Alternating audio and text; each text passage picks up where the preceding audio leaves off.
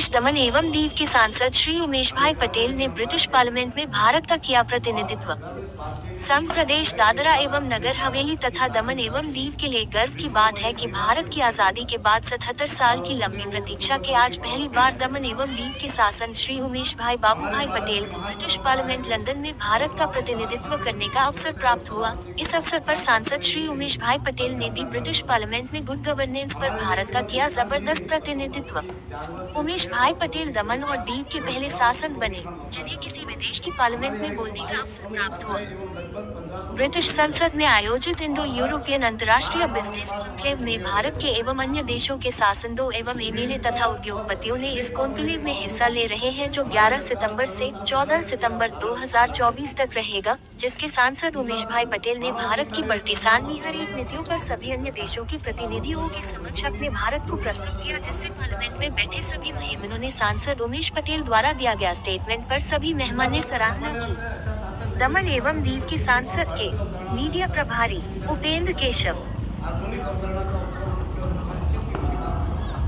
जो कि प्रशासन को प्रबंधन से जोड़ता है। इसके प्रमुख लक्ष्य प्रशासन की भागीदारी, पारदर्शिता, प्रतिस्पर्धा, प्रभावशीलता, कुशलता तथा जवाबदेही लाना है। जबकि सुशासन को लेकर भारतीय अवधारणा पश्चिमी जगत से थोड़ा भिन्न है। भारत में सुशासन का संबंध सर्वजन हिताय सर्वजन सुखाय अर्थात सबका भला तथा सबकी खुशी के लिए होता है। सुशासन का उद्देश्य समाज के अंतिम पायदान पर खड़े व्यक्ति का कल्याण है। यदि हम भारतीय समाज की चिंतन का विश्लेषण करें तो प्राचीन काल से सुशासन की अवधारणा का परिचय मिलता है। कौटिल्य के अर्थशास्त्र से लेकर वर्तमान भारतीय संविधान में भी सुशासन की अवधारणा को स्पष्ट रूप से देखा जा सकता है। चूंकि प्रशासन की अवधारणा आम जन से जुड़ी हुई है, इसलिए लोकतंत्रीकरण एवं सुशासन की अवधारणाएं एक दूसरे की पूरक है। कौटिल्य के अर्थशास्त्र में राजा के कार्य को लोगों के कल्याण को सर्वोपरि माना गया है। महात्मा गांधी के चिंतन को मूल सुराज और सर्वदेव है, जिसका अनिवार्य रूप से मतलब है सुशासन। विवेकानंद जी का दरिद्र नारायण एवं दीनदयाल उपाध्याय का अंत्योदय का दर्शन सुशासन की अवधारणा से गहरे तौर पर जुड़ा हुआ प्रतीत होता है। भारतीय संविधान सुशासन की अवधारणा के लिए मार्गदर्शक और मूल दस्तावेज।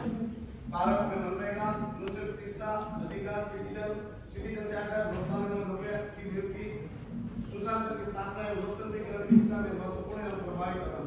ई गवर्नेंस सुशासन का भविष्य और भारत का रूपांतरण एवं पारदर्शी एवं डिजिटल रूप में सशक्त देश के रूप में करता है। भारत में आधार, डिजिटल इंडिया और यूपीआई जैसी योजनाओं के माध्यम से डिजिटल गवर्नेंस को मजबूत किया है। ई गवर्नेंस की दिशा में भारत ने महत्वपूर्ण कदम उठाया। ई गवर्नेंस के संबंध में भारत की मिनिमम गवर्नमेंट मैक्सिमम गवर्नेंस की अवधारणा की दिशा में महत्वपूर्ण प्रयास है।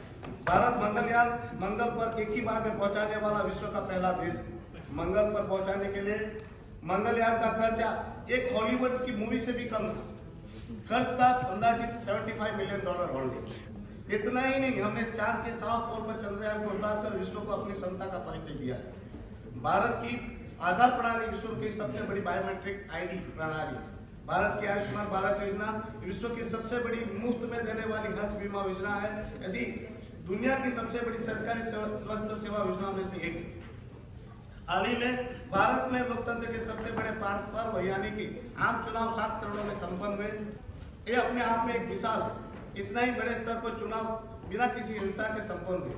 भारत देश में आज तक कभी भी मार्शल लॉ लागू नहीं हुआ, क्योंकि संविधान के द्वारा भारत में लोकतंत्र की नींव को मजबूती से रखा गया। कोरोना काल में भी सबसे बड़ा चैलेंज था कि इतनी बड़ी जनसंख्या को सुरक्षित रखना और कानूनी व्यवस्था को बरकरार रखना, मतलब सलामती भी देना और सुरक्षित भी रखना।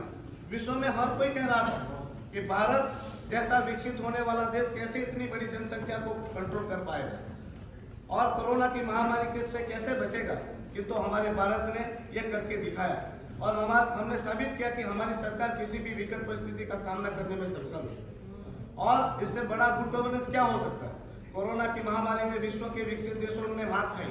चीन को सुपर पावरफुल माना जाता है, इटली को विश्व विख्यात हेल्थ फैसिलिटी के लिए माना जाता है, अमेरिका विश्व का सबसे शक्तिशाली देश माना जाता है।